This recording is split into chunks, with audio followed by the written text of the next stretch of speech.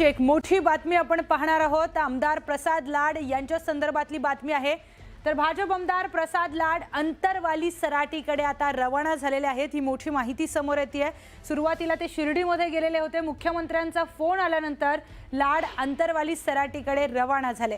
तर आमदार प्रसाद लाड काल देखील अंतरवाली सराटीला गेलेले होते। 2 तास तब्बल बैठक देखील झाली, पण या चर्चेमधून काहीच फळ मिळालं नाही। चर्चा निष्फळ ठरली। त्यामुळे प्रसाद लाड पुन्हा मुंबईच्या दिशेने निघालेले होते। वाटेमध्ये मुख्यमंत्र्यांचा फोन आल्याची माहिती आहे आणि मुख्यमंत्र्यांचा फोन आल्यानंतर ते पुन्हा माघारी फिरले आणि आता ते अंतरवाली सराटीमध्ये जाऊन जरांगेंची भेट घेणार आहेत। काही वेळापूर्वीच उपसमितीचे अध्यक्ष राधाकृष्ण विखे पाटील यांनी देखील मनोज जरांगे पाटील यांची भेट घेतली। विखे पाटील यांच्या पाठोपाठ आता प्रसाद लाड पुन्हा जरांगे पाटील यांच्या भेटीसाठी रवाना झालेत। काल प्रसाद लाड आणि विखे पाटील आणि जरांगे पाटील यांच्यामध्ये 3 तास चर्चा झाल्याची माहिती आहे। दरम्यान मराठा समाजाला न्याय मिळावा हीच आमची इच्छा असून जरांगे पाटलांचं आज समाधान होईल अशी अपेक्षा आहे असंही ते म्हणाले। त्याचबरोबर जरांगेंनी रखरखत्या उन्हामध्ये उपोषण करू नये अशी विनंती देखील प्रसाद लाड यांनी जरांगे पाटलांना केली आहे।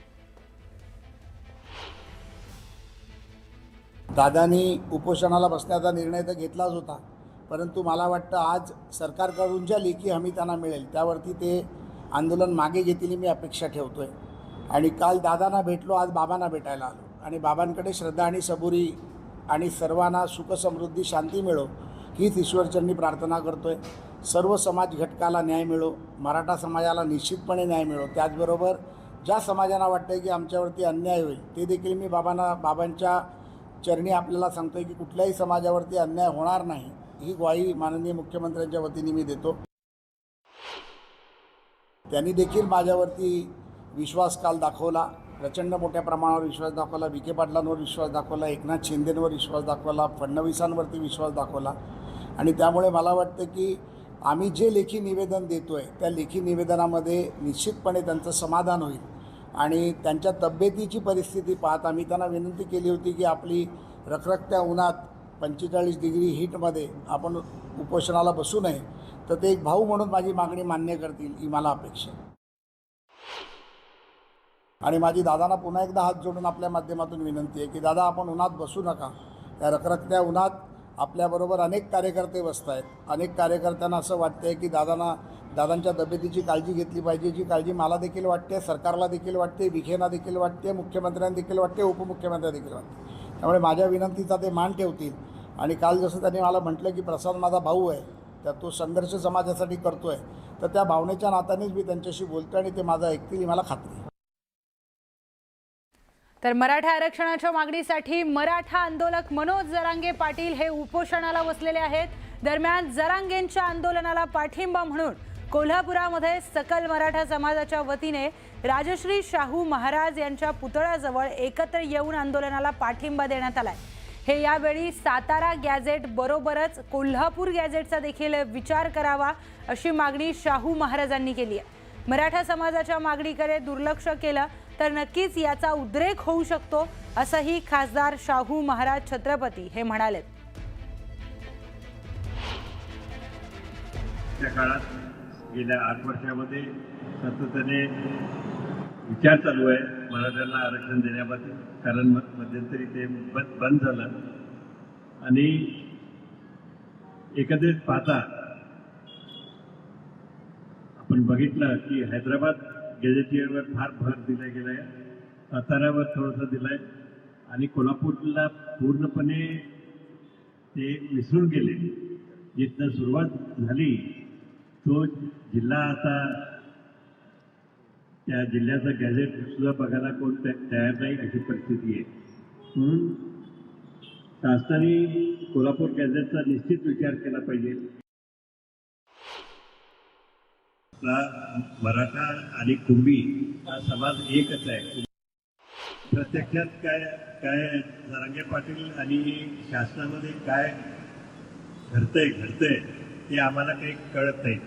म्हणून प्रत्यक्षात काय त्यांचं जे येते वर्तमानपत्रातनं जे येते तेवढंच आपल्याला माहीत आहे, पण ज्याचं मुळात काय ठरतंय, कुठं घसरतंय, कुठं जमत नाही ते आम्हाला इथं कोल्हापूरला काही कळत नाही।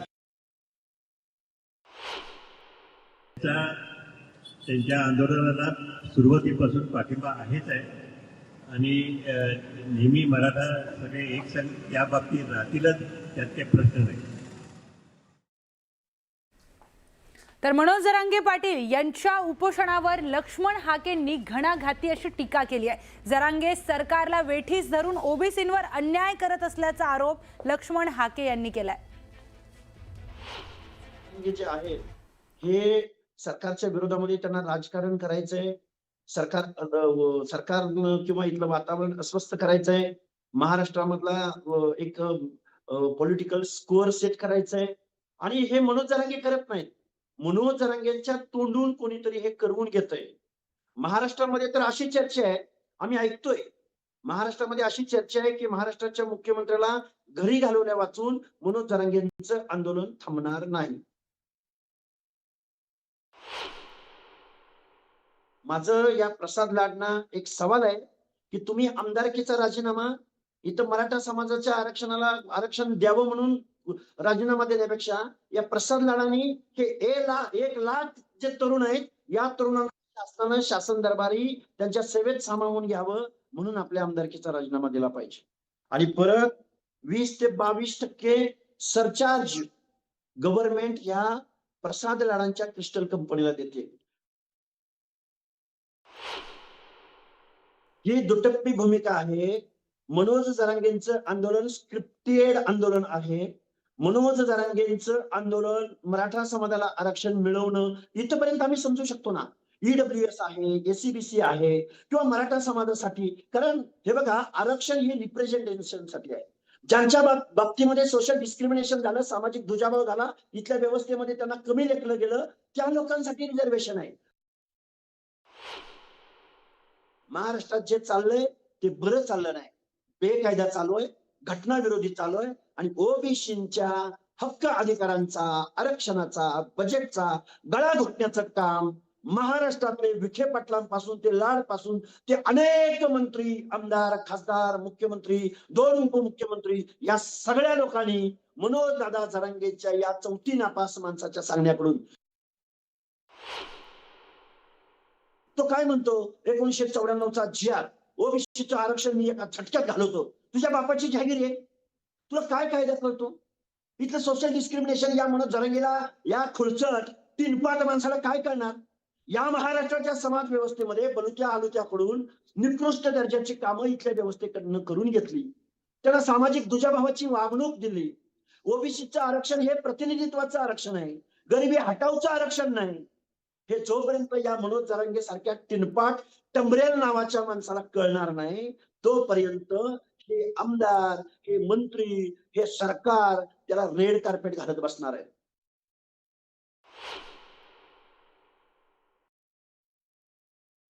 सरकारनं ओबीसीला वाऱ्यावर सोडलंय.